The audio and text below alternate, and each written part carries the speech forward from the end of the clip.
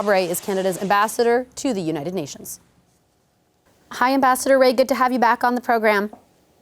Thank you very much, Rashi. Good to be with you. Ambassador, Russia attacked Ukraine's capital city, Kyiv, again this morning, this time with nearly 30 kamikaze, so-called kamikaze drones. What does that say to you? Well, I think it's extremely serious. First of all, what are the Russians trying to do? They're bombing the center of a major European city, Kyiv, with all kinds of workers there. I was talking to our Canadian coordinator there, Denise Brown, who works for the United Nations. The bombs fell about a kilometer and a half from where she's working.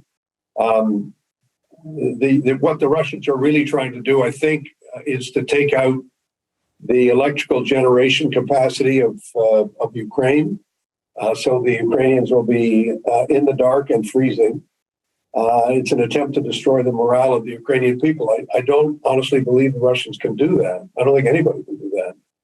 But it is having a major, major impact. And I find the Russian position totally contradictory. One day, President Putin says he's going to stop the aerial bombing. He's not going to be pursuing. He's not going to be pushing his troops forward. The next day, he's doing exactly the opposite. So it's very tough, and it's a very serious situation for everybody. Yeah, I did want to pick up on that and just ask you, because Putin had made this, I don't even know what to call, a promise, a pledge to almost put a halt to the assaults that we saw take place over the last week, and then obviously did the exact opposite of that with these strikes, killing even a pregnant woman and her partner. What I guess we're supposed to take away from that? Well, we're dealing with a very nasty bunch of people.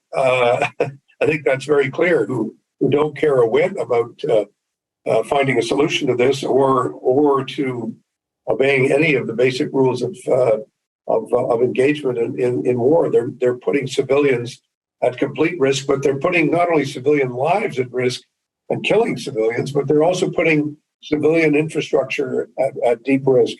And I would want to come back to this point. They have the capacity with the right kinds of missiles, with the right kinds of weapons. They have the ability to basically shut down the electrical, to shut down the lights, to shut down the heat, and to shut down the transportation networks of Ukraine. They can do this, and when they do it, and they said they wouldn't be doing it because they have a limited objective with their, quote, special military operation. But since their, quote, special military operation is going so badly, they're saying, fine, we'll go to the heart of the issue and bomb the hell out of the civilian life of Ukraine and make their lives an utter misery. Maybe that will force their government to change their minds. Do you think it will? No, I don't. I do think, however, that we all need to be aware as we enter the winter that this is going to be a very challenging time for everyone, and that they also continue to destroy the capacity of Ukraine to export necessary products to the rest of the world. They took out sunflower oil that was already prepared. It's now flowing in the streets, and that sunflower oil is intended to go to developing countries for their use. I mean, what they're doing is unconscionable. It's not just an attack on Ukraine, it's an attack on the world. And I think increasingly we all have to be aware and really come to terms with just how terrible this situation is. On Friday, you put out a series of tweets. In the first one, you were defining genocide per the UN's convention, I believe. And then you went on to say, the Russian people are going to have to come to terms with the consequences of their genocidal campaign against the people of Ukraine. What prompted that, and what exactly do you mean by consequences? Well, prompted it is first of all the reality that if you take kids out of orphanages and then you send them by train or bus deep into Russia and say, now we're going to put everybody up for adoption. I mean, that's a horrendous thing to do. It's just an awful thing to do. But it also has implications for the Genocide Convention. The intent to destroy a people by transferring the children of one ethnic group to the children of another ethnic group is a named offense in the Genocide Convention. And that's why I wanted people to see very precisely in my tweet, and thank you for calling attention to it, at Bob Rae 48. It's a way of actually showing how the Russians are coming right up against one of the most fundamental laws in the international community, which is the Genocide Convention. And that is something which Russia has to be aware of, and the Russian people have to be aware of it. This is something which binds their government. And if they don't deal with what their government is doing, they become nothing more than the willing executioners of Mr. Putin's policies. And that, I think, is something which every citizen in the world has an obligation to understand. We are all obligated to understand the implications of international humanitarian law. That applies to you, it applies to me, it applies to everybody. And the Russians are clearly not just playing around with this, they're clearly breaking it. They're breaking the law.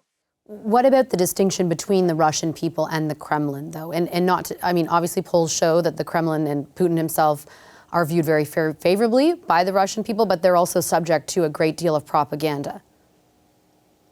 Well, yeah, I've said this before in discussion with maybe it's other reporters. I was asked a question about public opinion in Russia. I don't know what public opinion in Russia is, or frankly, even what it means. I mean, clearly people have an opinion, but many people who have an opinion are not allowed to express it.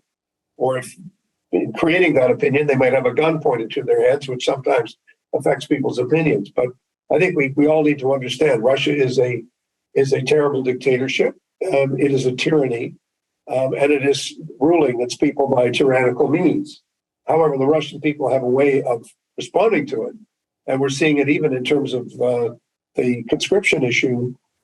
Vladimir Putin must be one of the few leaders in the world who, in bringing in conscription, has conscripted fewer people, fewer men, than actually left the country as a result of passing conscription. It's quite an achievement. His population has dropped by 350, 400,000 because that's the number of people that have left the country, as opposed to the number of people who've agreed to go into the army. Just before I let you go, Ambassador Rae, those drones used in that attack today, lots of intelligence shows that they're made in Iran. The Iranians deny that, but if it is true, it would be in breach of the UN resolution that kind of underpinned or endorsed the original nuclear deal. Should this matter be referred to the UN, do you think? Well, I think it will be. I don't think there's any doubt at all that the fact that Russia now has a military partner, and that is to say Iran, and that Iran is producing military equipment for the Russians and directly selling the drones to them. I mean, I don't know how the Iranians would say that isn't true. Well, we know it's true. But Iran has a lot of Hezbollah is on its list of recipients of its weapons and of its technologies. And we need to understand the nature of the war that we're in. And we're seeing this tyranny, and other tyrannical governments like Iran are supplying them. I mean, even the Chinese, frankly, have been more careful than that, but the Iranians may feel they have nothing to lose. But they do. They are going to become increasingly isolated. And we are in Canada, the Canadian delegation here at the UN is responsible for drafting the resolution on in the fall resolution on Iran, and obviously what's happening with respect to their tactics, what's happening with women in Iran, what's happening a number of ways. I think that they're creating a situation where they will be seriously isolated in the world. Ambassador, I'll leave it there on that note. Thank you very much for your time, as always. Thank you. Good to talk to you, Bessie. Hi, I'm Vashi Capellos, host of Power in Politics. See more of our show by subscribing to the CBC News channel or click the link for another video.